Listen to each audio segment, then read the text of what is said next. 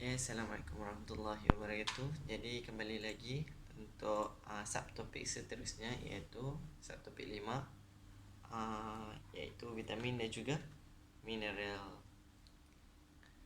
Jadi apa itu vitamin ataupun dan juga mineral? Vitamin adalah sebuah zat senyawa yang kompleks yang sangat berguna dalam proses metabolisme badan.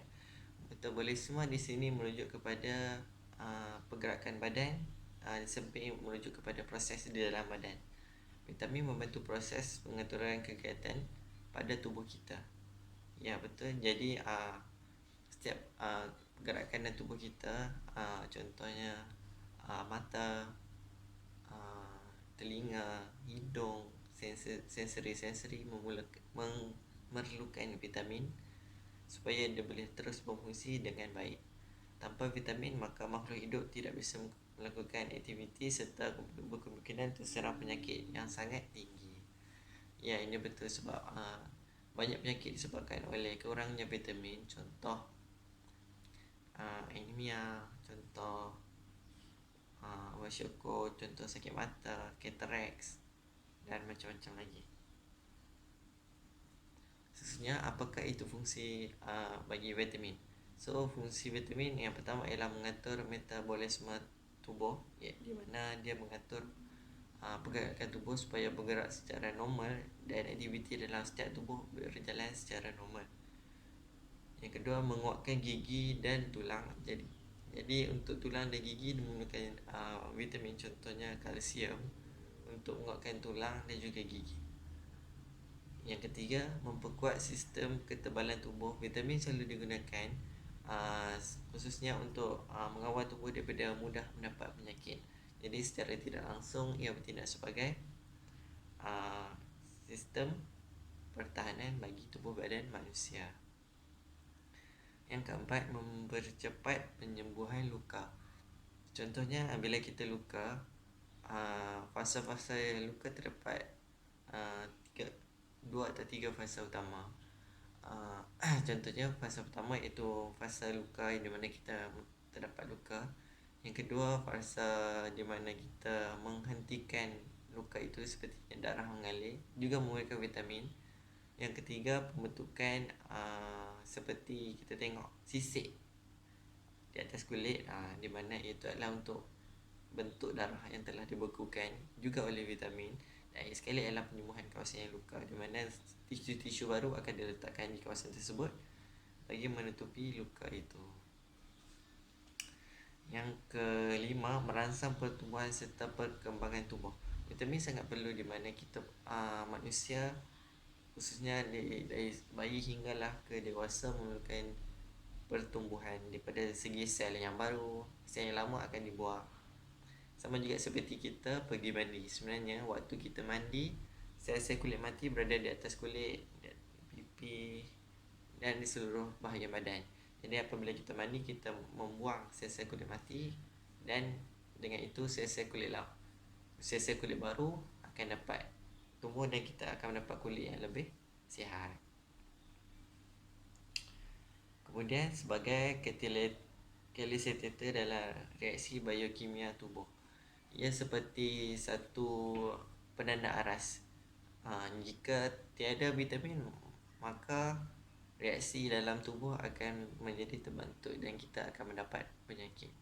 Yang terakhir, memperlambat proses penuaan sebab terkandung antioksidan. Jadi di dalam vitamin ada vitamin yang bagus untuk mengekalkan keremajaan, contohnya kolagen dan sebagainya. Jadi benda ni, vitamin-vitamin ni sangat penting dalam mengekalkan kecantikan serta keremajaan wajah manusia. Seterusnya, kesan kurangnya pengambilan. Jadi kesan sangat banyak. Gambar juga saya hanya letakkan dua sebab sangat terlalu banyak. Jadi saya akan mulakan dengan vitamin yang utama, iaitu vitamin A. So bila kurangnya vitamin A, mata akan terasa kering dan juga perih.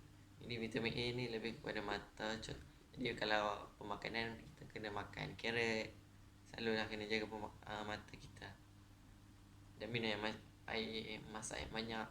Kemudian vitamin B, Bila kurangnya vitamin B akan menyebabkan bibir pecah, kemurungan, badan yang penat, mudah terasa tertekan, kulit berminyak dan juga tumbuhnya jerawat. Jadi kadang kita selalu bangun pagi, kemudian bibir kita terasa sangat kering sebab di waktu malam kita tidak meremeskan air, di mana kita selalu letakkan lip balm atau apa-apa dekat bahagian bibir supaya bibir kita menjadi kering. Supaya bibir kita menjadi basah. Jadi itu juga tak petanda kita kekurangan vitamin B. Vitamin C, jika kita kurang vitamin C maka luka akan lambat sembuh, kulit kering dan juga kusam. Jadi perasan tak ada sesetengah orang yang di mana bila dia tercedera, darah tu lambat untuk berhenti. Itu salah satu petanda bahawa dia kekurangan vitamin C. Kemudian luka lambat, dan juga jika dia mempunyai luka, maka dia akan menjadi sangat-sangat lambat untuk sembuh. Dan juga kulit yang akan mudah kering. Jadi perlulah mengamalkan vitamin-vitamin supaya fungsi badan kembali kepada yang optimum. Yang seterusnya, kurangnya vitamin D akan menyebabkan sakit otot dan sendi. Jadi vitamin D ni lebih memfokuskan kepada pergerakan.